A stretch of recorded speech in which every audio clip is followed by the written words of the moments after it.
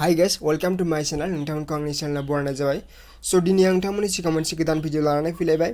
बे भिडिअआव आं नोंथांमोननो दिन्थिगोन माबोरै जों इउटिउबाव भिडिअ क्वालिटिखौ 480p निफ्राय 1080p खालामनानै जोङो माबोरै नायनो हायो। दा जोंथ' भिडिअआव इउटिउबाव मोनसे भिडिअ नायोब्ला जोङो 400p नि गोजौआव जोङो नायनो हाया। बेखिनियानो जों भिडिअ क्वालिटिखौ जोङो इउटिउबाव बेखिनिल' मोनो। स' बेखौ जों माबोरै इनक्रिज खालामनो हायो, माबोरै बारायनो हायो 1080p सिम, बेखौ आं नोंथांमोननो दिन्थिलांगोन। स' नोंथांमोना भिडिअखौ नायलांबाय था। स' बेनि थाखाय जोंनो फार्स्टआवनो नांगोन मोनसे एप्लिकेसन। बे एप्लिकेसन नामा सेक्युर VPN। बेखौ नोंथांमोना प्ले स्ट'राव मोनगोन। प्ले स्ट'रनिफ्राय डाउनल'ड खालामनानै ला, सार्च खालामबानो जाबाय सेक्युर VPN होननाय।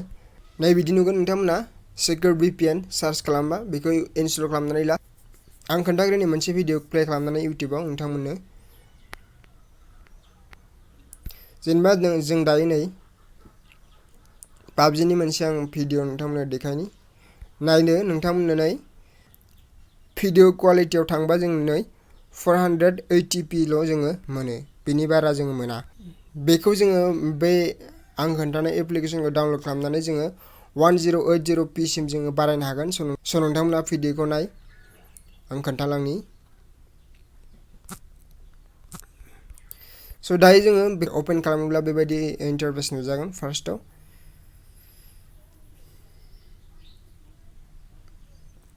दानिया जोंना बेफोरबायदि इन्टारफेस नुजाबाय। बेयाव नोंथांमोना नैबे खनानि राइट साइडआव बाल्ब बायदि मोनसे अपसन नुदोंना, बेवहाय थुनानै हो। बेयाव थुयोब्ला नोंथांमोना नै बिदि नुनो मोनगोन। स' दायो नोंथांमोना इउनाइटेड स्टेटखौ चुज खालाम।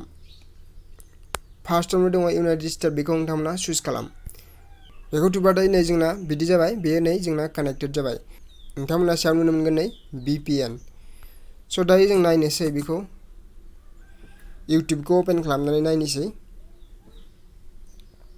जों दानि बेखौनो अपेन खालामदोंमोनथ'।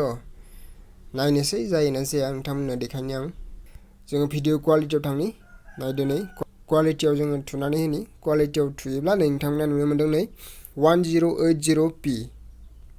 नायदो नै नोंथांमोना नुदों 1080p।